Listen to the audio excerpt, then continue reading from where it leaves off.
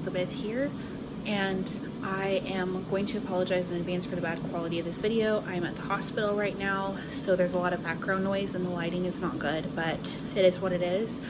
Today I'm filming my 34-week update in my pregnancy journey. If you have not seen any of my videos, welcome back if you're one of my subscribers. So let's go on ahead and get right into it and why I'm in the hospital. So Monday I had a routine NST, or what was supposed to be a routine one. I got off work and I went to the doctor, and when they were checking me in at the counter, I started feeling a contraction that was much stronger than any I had had before. Didn't think too much of it until they hooked me up to the monitors. When you're having a non-stress test, they will put two different monitors on you. One of them will show the baby's heartbeat. The other one shows whether or not you are having contractions, how often you are having them, and how strong they are.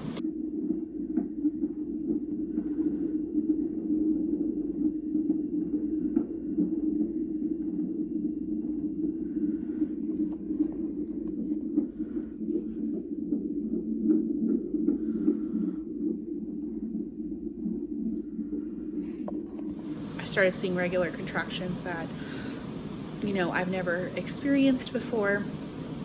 They weren't painful, it was just definite tightening and definitely a lot more regular than I would have expected. The doctor did notice. She said she wanted to do a cervical check. So I'm actually alone in the room right now, which is why my mask is down, but I am the doctor. I just finished an NST and I was having contractions. So they're about to do a cervical check on me, and I was not expecting it until I got here and I saw the contractions on the actual monitor, and I was like, oh God, I'm having contractions. So I'm a little nervous because I know that cervical checks hurt because of when I was at the hospital, they had to do one as well. So just waiting for them to come do that, and they'll probably just send me home, but we'll see. We're only 34 weeks tomorrow, so I'm really hoping that everything will be fine. So she did, and I was already 2 centimeters dilated, and she told me at 34 weeks that is not desirable or normal. So she sent me to labor and delivery, and I was in triage for about 4.5 hours. I'm going to be inserting a clip here of what those little things were like. I was thinking elevate this for a little bit and then almost have it here and here for looks wise. John is very particular with the placement of all his toys in the kitchen. Just being monitored. Still having contractions. We will have to see what happens. I had some moments where I just thought, you know, I truly thought when I was in triage that they were going to send me home. I thought these are just Braxton Hicks. Everything will be fine. They seemed pretty nonchalant about it. They took good care of me, but they didn't seem too concerned. They had me drinking a lot of water. So they just gave me medicine to make the contractions stop, and I'm still having them, but they're not as often. My husband's here, which is exciting. So far we don't know anything except that we're gonna be here for another 2 hours. I just ate dinner and poor AJ's had nothing. So anyway, I just wanted a regular Monday, but it's not what's going on. So hopefully we will have some answers, especially once they do a cervical check. So yay. They started me on fluid and a drug called tributylene to stop the contractions, and it worked for about half an hour, and then they just kept coming. At that point, the doctor decided they were going to admit me for real, and that was Monday night, and we've been here since then, and today it's Thursday afternoon. The contractions stopped overnight on Monday. Well, they slowed down and then they stopped. I did not sleep at all. It was I was in shock, I think. Monday night was a really rough night. Tuesday, I did really well. You know, I only had a couple of random contractions, nothing too bad. So yesterday morning we thought we would be able to go home, and the doctor on shift at that point was really erring on the side of caution. He said he wanted to keep me another 24 hours because Monday night the doctor told us you're going to be here until your baby is born, and then nothing happened after that. So I think he was concerned about like doing so much of a 180, if that makes any sense. But then yesterday afternoon I started having contractions again.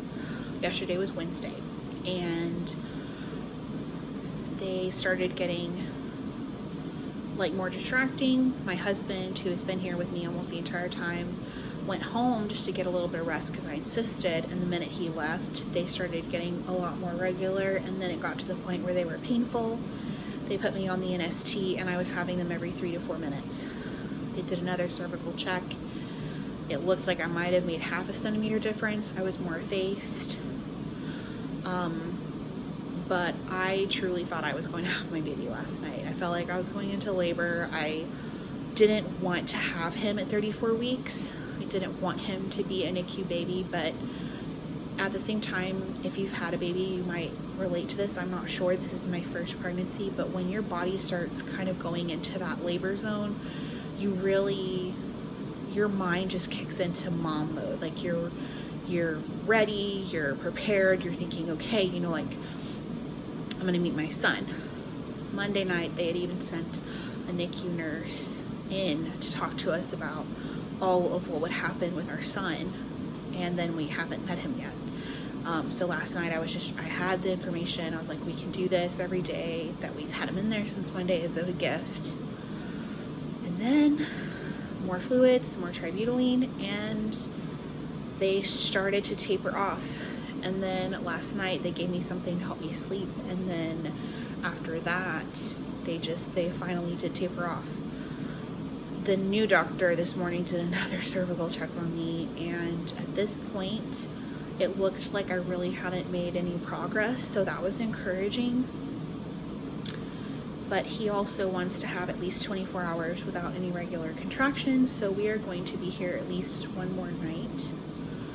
Part of us thinks that we will be here until he's born, because every time we think we're ready to go, something happens. But today, I have not had any active contractions. I've had a few random ones, but so far so good, and we're hoping it will stay that way.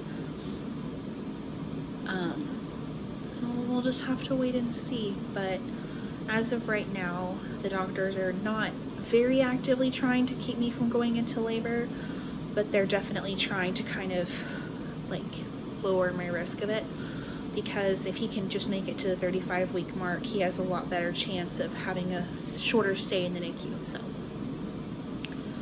we are hopeful, but we are tired, and it's been a roller coaster. But I wanted to get something up because I love to film and I love to edit, and this will give me something to do in the hospital because I can't really do too much while I'm here. I'm pretty limited on what I can do, and it's very quiet and it's a lot of forced rest, which is what the doctor said I need. The other thing is that they told me I really should not go back to work, whether I get to go home or not. So I've been trying to be in contact with some teachers. I've sent a couple classes videos to say hi to the kids. I'm going to keep trying to do that because I didn't get to say goodbye. The thing that I did take away from this is that if you are in any way a high-risk pregnancy, go ahead and pack your hospital bags at week 30 like we did. It was a miracle that when I called my husband to come to the hospital that he could pick up our bags. He had the opportunity to only have to pick up bags and not have to pack for me, and I didn't have the presence of mind to tell him what I needed anyway. So you never know. Hopefully you won't need to use them, but if you have any kind of high risk factor, just go ahead and pack your bags, have them as ready as you can. That doesn't mean he hasn't had to go get me things, but it's been a random item here and there instead of a whole wardrobe for a few days, all my toiletries and feminine items. So it made it a lot easier for him and for me. So go ahead and do that. Just do yourself a favor. Hopefully you won't need them. I'm hopeful that at my 35-week update he will still be not in this world as a baby, and he will still be a fetus inside my belly. It gives me a way to look back and document, and someday I'll show these to my son, and that'll be kind of cool. But anyway, I hope you guys have a great day. Let me know if you have any questions, and I will try to do my best to answer them. And I hope you guys have a great day. Bye.